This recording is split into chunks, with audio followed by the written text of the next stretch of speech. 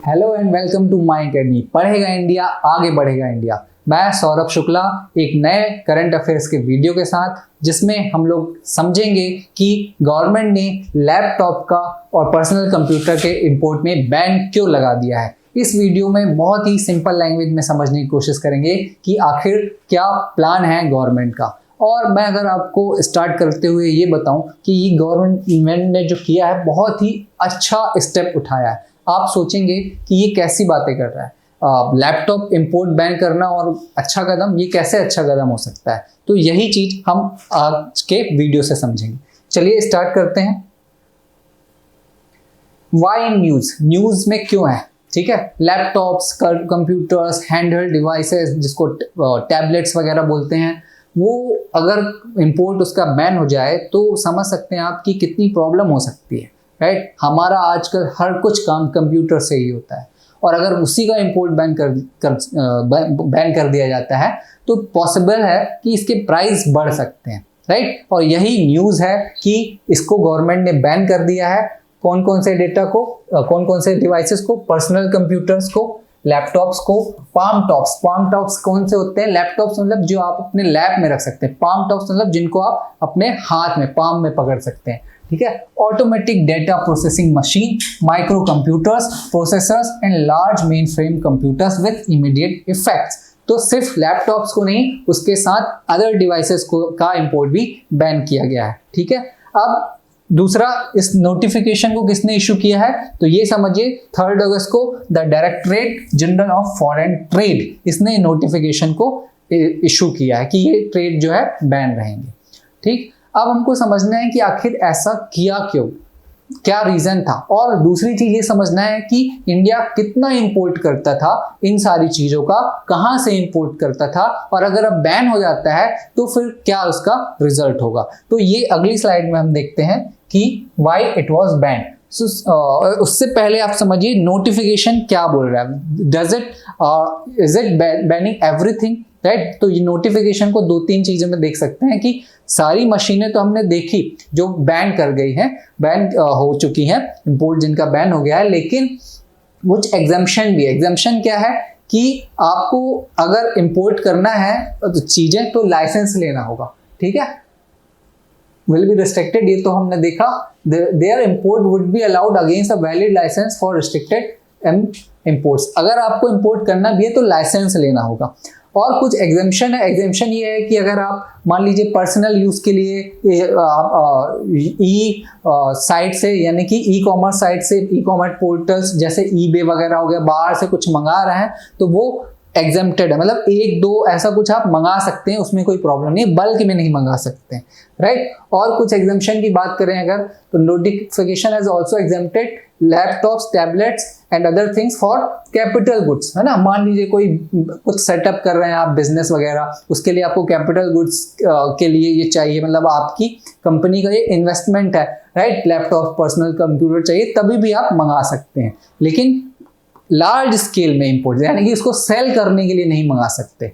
समझे कि जो मार्केट में सेल हो रही होती है उसमें हमारे यहाँ क्या नहीं हो रहा, मैन्युफैक्चर नहीं हो रहा है। जो लैपटॉप्स, मशीन, टैब्स और भी सारी चीजें हैं वो हम अपने यहाँ मैन्युफैक्चर नहीं करते, हम कहीं और से, बेसिकली चाइना से मंगाते हैं और फिर इसको यहाँ अपने लोकल कस्टमर्स को बेचते हैं। वो गवर्नमेंट ने बैन कर दिया। तो ऑब्जेक्टिव फॉर दिस क्यों किया गया है, द रीजन बीइंग, रीजन समझिए आप, रीजन फॉर रिस्ट्रिक्शन कि गवर्नमेंट जो है वो मैन्युफैक्चरिंग को बूस्ट देना चाहती है, to promote domestic manufacturing of these product and curtail the majority share of imports of these items from China. China से अभी हम आगे देखेंगे, जो ये आइटम है 70% इंपोर्ट्स होते हैं, 70%, 70% चाइना से इंपोर्ट होता है सारा कुछ। और इस कारण से चाइना जो है इकोनॉमी भी स्ट्रांग है, वहाँ पे एम्प्लॉयमेंट भी होता है, लेकिन हमारे यहाँ सही इसका यूजेज बहुत ज़्यादा है, एक तो लैपटॉप्स वगैरह का, और पोटेंशियल बहुत ज़्यादा है। अभी मैं आपको दिखाऊंगा कि कितना कम पेनिट्रेशन है लैपटॉप्स, पर्सनल कंप्यूटर यूसेज का, जो आगे चल के बढ़ रहा है। क्यों? क्योंकि डिजिटल इंडिया का गवर्नमेंट पुश कर रही है और हर जगह डिजिटलाइजेशन हो रहा है, चाहे वो हेल्थ सेक्टर हो, चाहे वो एजुकेशन सेक्टर हो, सब लोग डिजिटलाइजेशन की तरफ जा रहे हैं। तो इन डिवाइसेस की जरूरत पड़ेगी। तो क्यों ना हम अपने यहाँ इसको मैन्युफैक्चरिंग करें, ठीक है। तो ये एक ऑब्जेक्टिव है और इसके लिए गवर्नमेंट ने एक स्कीम भी लाई थी। स्कीम क्या थी? Production link incentive, PLI scheme. ये स्कीम क्या है मैं आपको अगली साइड में बताऊंगा। For hardware, IT hardware. तो इस स्कीम के अंडर कि अब जो कंपनीज हैं वो इंडिया में ही मैन्युफैक्चर करें, तो इससे एक तो प्राइस कम हो जाएगा, ठीक है, और दूसरा एम्प्लॉयमेंट जनरेट होगा। तो मैन्युफैक्चरिंग ही एक तरीका है जिससे कि आप देश में लोगों को एम्प्लॉयमेंट दे सकते हैं। और भी बहुत तरीके हैं, लेकिन एम्प्लॉयमेंट जो है ये स्ट्रक्चरल रिफॉर्म में गिना जाता है, ठीक।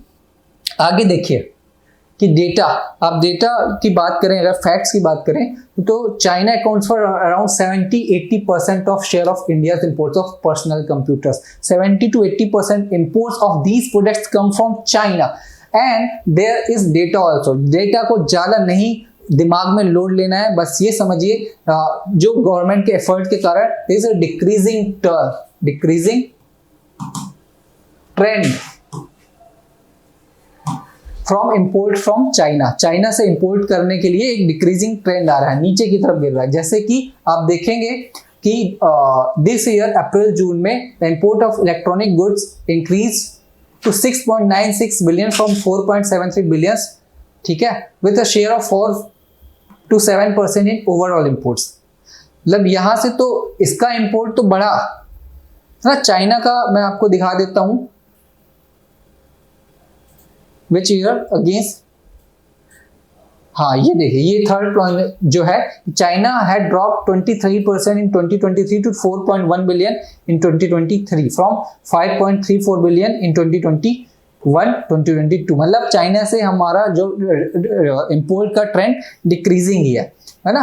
तो डेटा से ज़्यादा नहीं समझना है, सिर्फ 70-80% आप याद रखिए कि 70-80% हम चाइना से इंपोर्ट कर रहे हैं, जो कि अब डिक्रीज हो रहा है। और ओवरऑल इंपोर्ट आप देखें तो वो लगातार बढ़ रहा है विथ 4-7, मतलब कि इसमें हर साल हम इंपोर्ट बढ़ा ही रहे हैं, मतलब कि जरूरतें हमारी बढ़ रही हैं, ठीक है। और देखिए जो इंडियन एक्सप्रेस में छपा था कि overall import for personal computer laptops, तो ये 17-18 में इतना था, है ना। ट्रेंड समझिए आप, ट्रेंड जो है वो इंक्रीजिंग ट्रेंड है। यहाँ पे 21-22 में एकदम से बढ़ के हो जाता है, कोविड हो जाता है, कोविड में यूज ज्यादा होता है, तो हर साल हम ज्यादा से ज्यादा इंपोर्ट कर रहे हैं, मतलब डिमांड बढ़ रही है। और इसमें चाइना का शेयर जो है, ठीक है, लैपटॉप ये और चाइना, तो देखिए चाइना का जो शेयर है वो भी लगभग अभी कम हुआ है यहाँ से, तो ये डिक्रीजिंग ट्रेंड 2 साल में दिखा, लेकिन अगर वैसे देखें तो बराबर है या बढ़ता ही है ना। तो गवर्नमेंट के एफर्ट के कारण कम हुआ है, तो यहाँ से चीज़ें ज़्यादा क्लियर हो रही है। अब आगे समझते हैं कि production link incentive scheme, PLI scheme क्या है। सिंपल है, इसका मतलब है कि this scheme is an initiative that provide incentive to domestic companies to boost local production, ठीक है। जो लोकल कंपनीज हैं, डोमेस्टिक कंपनीज हैं, वो गवर्नमेंट है उनको इंसेंटिव देती है। इंसेंटिव क्या होता है, जैसे कि मान लीजिए कोई सेल डिपार्टमेंट में होता है, उसको एक टारगेट दिया जाता है कि भाई अगर आप एक दिन के 10 सेल करोगे तो 10% आपका, ठीक है। 10 से 11 करोगे तो 11वें सेल में आपको 10% मिलेगा। 20 से आप सेल कर लेते हो तो 21वें सेल में आपको 20% मिलेगा। तो ये इंसेंटिव होता है। तो ऐसे ही गवर्नमेंट अलग अलग सेक्टर्स को इंसेंटिव देती है, वैसे ही डोमेस्टिक मैन्युफैक्चरर को इंसेंटिव दिया है ना। तो PLI स्कीम अलग अलग सेक्टर्स में है। तो एक IT की बात कर रहे हैं हम लोग, तो IT हार्डवेयर में ये स्कीम 2.0 स्टार्ट हुई है, ठीक है, जो कि अभी 2023 में, मई 2023 में स्टार्ट हुई है। इसका भी ऑब्जेक्टिव यही है कि हम लोकल लेवल पे जो इलेक्ट्रॉनिक्स का है उसका मैन्युफैक्चर करें। जैसे फ़ोन वगैरह भी धीरे धीरे आप देखेंगे इंडिया की जो लोकल कंपनी बहुत कम, एक माइक्रोमैक्स थी, लेकिन अब आज उसके फ़ोन दिखते नहीं, बाकी सारे फ़ोन चाइना के हैं। रेडमी ले लीजिए, ठीक है, वीवो ले लीजिए, यही पूरे मार्केट को डोमिनेट करते हैं। तो एक वो भी सेक्टर है जो एक्सप्लोर किया जा सकता है। तो हो सकता है आगे हम वहाँ पे भी कुछ एक्टिविटी देखें। अब जो PLI स्कीम के बारे में अगर और मैं आपको बताऊं, this is for IT hardware, ठीक है। इसमें इसका जो बजटरी एलोकेशन है that is 17,000 crore which is $2.06 billion, है ना। 6 ईयर्स के लिए ये प्रोग्राम है और ये इससे इन्वेस्टमेंट भी होगा $295 मिलियन का। इट विल ऑल्सो जनरेट रफली 2 lakh job, 75,000 direct and rest indirect. तो ऐसा माना जाता है कि ये स्कीम जो है अगले 6 सालों में 2 लाख जॉब जनरेट करेगी। अगर आज के डेट में बात करें कि आईटी इंडस्ट्री में कितनी जॉब्स हैं, है ना, आईटी हार्डवेयर इंडस्ट्री में बेसिकली, तो गवर्नमेंट के एक डेटा के हिसाब से अभी लगभग 1 लाख लोग, है ना, 1 लाख कहाँ, सिर्फ यही होगा, 1 लाख लोग कहाँ काम कर रहे हैं, आईटी हार्डवेयर सेक्टर में। गवर्नमेंट के एक डॉक्यूमेंट के हिसाब से, मीटी जो मिनिस्ट्री ऑफ इलेक्ट्रॉनिक वाली है, उसके एक डेटा के हिसाब से अराउंड 1 लाख लोग काम कर रहे हैं ना। तो आगे पिछले आने वाले 6 सालों में ये संख्या 3 लाख हो सकती है, जो कि अभी भी कम है। ठीक, अब इंडिया में अगर आप देखें आईटी हार्डवेयर का प्रोडक्शन किस लेवल का होता है, क्या है प्रोडक्शन का कैपेसिटी, तो यहाँ से भी आप डेटा से समझिए, ज़्यादा कंफ्यूज नहीं होना है। आप ये समझिए कि जो डोमेस्टिक प्रोडक्शन है वो इंक्रीज ही हुआ है 2016-17 से लेके 2021-22 में, वो 15% एनुअल ग्रोथ रेट से बढ़ा है। मतलब हम अभी भी डोमेस्टिक प्रोडक्शन कर रहे हैं, है ना। ये कितना था, लगभग 49 यूएस मिलियन डॉलर था।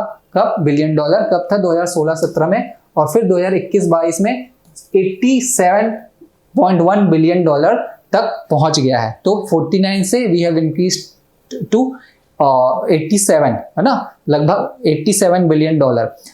ठीक, तो ये है मतलब ग्रोइंग ट्रेंड। और पोटेंशियल यहाँ से दिखता है कि देखिए इंडिया में जो पर्सनल कंप्यूटर पेनिट्रेशन है वो 15 पर 1,000 पीपल, मतलब 1000 लोगों में से 15 लोग के पास या तो लैपटॉप या पर्सनल कंप्यूटर है, जो कि यूएस में कितना है, 784 फॉर 1000 पीपल।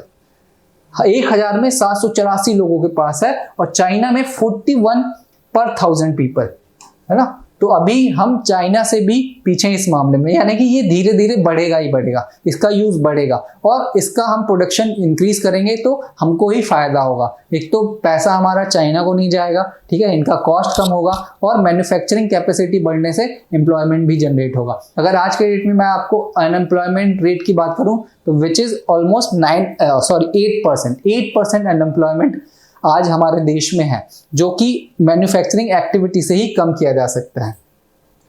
और जो फाइनल एक आपको बताऊं कि गवर्नमेंट का प्रेडिक्शन क्या है इस इंडस्ट्री को लेके, तो गवर्नमेंट का ये प्रेडिक्शन है कि 2026 तक, FY फाइनेंशियल ईयर 2026 तक, जो हम ये कैपेसिटी है जो अभी 87 बिलियन डॉलर है, वो हम 300 बिलियन डॉलर तक ले जा सकते हैं। 300 बिलियन डॉलर, देखिए कितने फोल्ड, ऑलमोस्ट 300, मतलब डबल से, मतलब 3 times growth, more than 3 times, greater than 3 times, है ना, ये ग्रेटर देन का साइन है, 3 टाइम्स,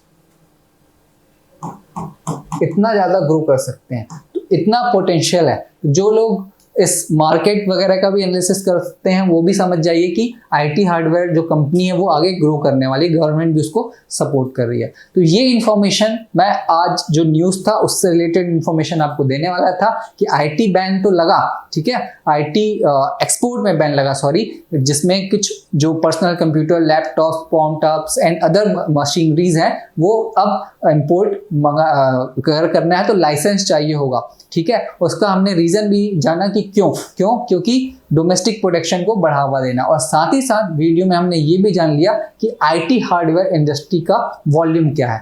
तो कैपेसिटी प्रोडक्शन की लगातार बढ़ रही है, एम्प्लॉयमेंट अभी 1 लाख लोगों, अराउंड 1 लाख लोगों को प्रोवाइड होता है इस इंडस्ट्री से, जो कि आगे 6 सालों में उम्मीद है कि 2 लाख और, यानी कि 3 लाख तक जाएगा। तो एक होपफुल सिचुएशन है, एक पॉजिटिव सिचुएशन है। Obviously there will be many factors involve कि we will be able to produce such quality of products at our local market और not, that only time will tell, right. वक्त ही हमको बताएगा कि ऐसा हो पाएगा कि नहीं, लेकिन खुशखबरी है तो बिल्कुल हमें खुश हो जाना चाहिए कि बैन जो है वो हमारे खुद के बेनिफिट के लिए लगाया गया है, ज़्यादा घबराने की ज़रूरत नहीं है। तो thank you for watching the video. ज़्यादा से ज़्यादा वीडियो शेयर करें, चैनल को सब्सक्राइब करें और वीडियो को लाइक करके हमें बताएं कि आपको वीडियो कैसा लगा। कुछ इंप्रूवमेंट का स्कोप है तो वो भी बताइए, कुछ फीडबैक है तो वो भी बताइए, कुछ डाउट है तो वो भी बताइए, हम उसको सॉल्व करने की कोशिश करेंगे। Thank you once again.